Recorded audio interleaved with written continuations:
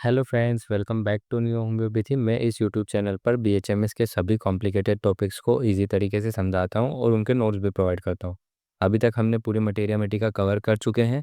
अब हम organelle of medicine की तरफ बढ़ रहे हैं, जिसमें सबसे इम्पोर्टेंट टॉपिक्स आता है हमारा हैनेमन सर की बायोग्राफी, और उसके बाद आता है डिस्कवरी ऑफ होम्योपैथी। तो डिस्कवरी ऑफ होम्योपैथी आज हम देखेंगे। डिस्कवरी ऑफ होम्योपैथी में सबसे पहले हैनेमन सर की बायोग्राफी लिखना है थोड़ी बहुत। तो फैमिली हिस्ट्री की बात करें हैनेमन सर की, तो क्रिश्चियन गॉटफ्रीड हैनेमन उनके पिताजी का नाम था, जो एक पोर्सलिन पेंटर थे। माताजी का नाम क्या था? जोहाना क्रिस्टियाना हैनेमन। बिलोंग करते थे एक मिडिल क्लास फैमिली से, सामान्य फैमिली से बिलोंग करते थे। और कहाँ पे उनका जन्म हुआ था? इन मिसेन जर्मनी, मिसेन सेक्सनी ऑफ जर्मनी। ठीक है। मैरिज, दो शादियां हुई थी उनकी। पहली शादी हेनरिएटा कुशलर से हुई थी। कौन से सन में हुई थी? 1782 में हुई थी। उनसे उनके 11 बच्चे थे। दूसरी शादी कब हुई थी? मेलोनी डी हार्वी से हुई थी, वो भी जब पहली वाइफ मर गई उसके बाद। वो एक फ्रेंच आर्टिस्ट थी। और कौन से सन में हुई थी? 1835 में हुई थी।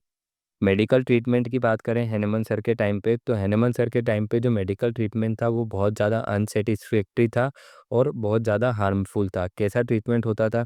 ब्लड लेटिंग, मतलब कि खून निकलना। ठीक है, हाथ काट के छोड़ देना ताकि खून निकले, खून बहे। पर्गिंग, मतलब कि ऐसी मेडिसिन देना जो उल्टी कराए।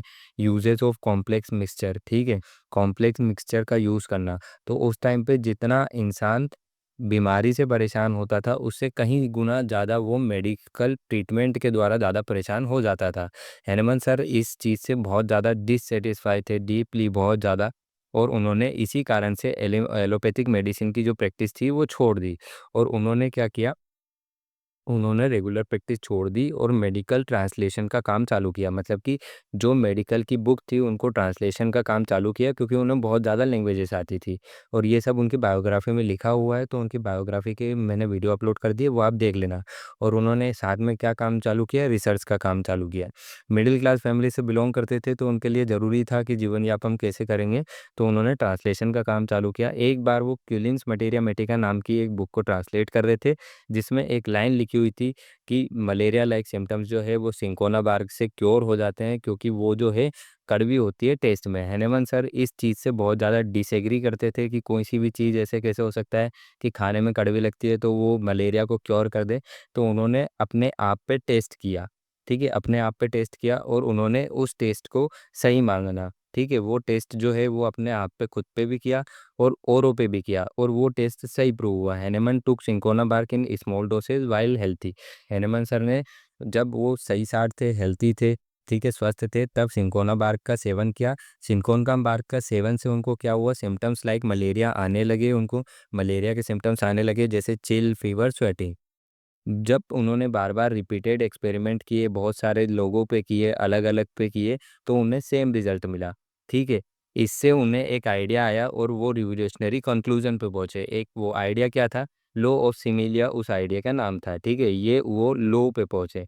लॉ ऑफ सिमिलिया क्या कहता है? ए सब्सटेंस, ठीक है, ऐसी चीज that can produce symptoms in healthy individuals.